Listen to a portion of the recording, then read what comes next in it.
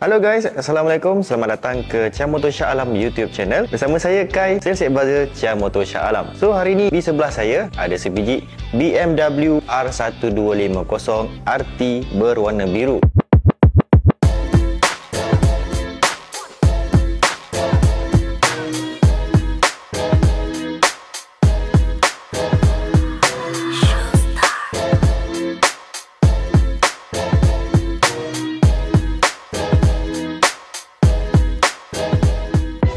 Motor tahun 2021, mileage 32,000 km dengan waranti sehingga 30 April 2026. Keseluruhan motosikal didatangkan dengan secara standard dan tiada apa aksesori yang dipasangkan, cuma owner dah pasang PPF. Okey, so kalau korang beli motor ni dah siap dengan protection lah.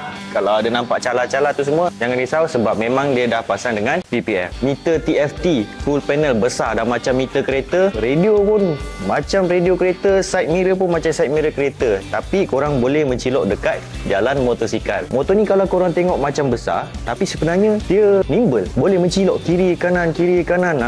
Motor ni sangat stable. Okay? Untuk berat motosikal ini ialah 279 kg dan juga seat height 830 mm. Assistant saya berketinggian 163 cm. Inilah kedudukan dia di atas motosikal ini. Nampak? Jengkit sikit je, tak ada masalah. Orang yang berketinggian 160 cm ke atas boleh beli motor ni. Okay, jom kita dengar bunyi motor ni.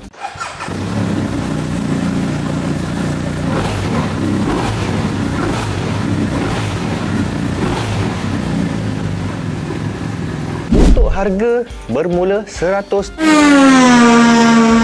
tidak termasuk road tax, insurans, pendaftaran dan sebagainya. Untuk submission, kita boleh submit dekat kredit, Aeon, Chillis BSNC, Muamalat, dan kalau korang ada masalah boleh submit loan kedai. Okay, kita memang provide loan kedai kepada mereka yang mempunyai masalah-masalah nama, sangkut lah, blacklist lah, apa semua. PM kita orang. Jangan risau, garanti lulus. Sediakan duit je. Kalau korang yang berminat untuk mencari motor touring yang selesa, tak tinggi, tak berat sangat, inilah motosikal dia. Okey guys, kepada yang baru menonton channel kami dan baru jumpa channel kami, minta tolong untuk subscribe, like, share dan komen, dan juga follow sosial media kami di platform-platform yang lain. Dan juga kalau korang berminat untuk personal PM saya, nombor telefon saya ada di bawah ini, 0136748689. Okey guys, itu sahaja daripada saya. Jumpa lagi di next video BMW R1250 RT.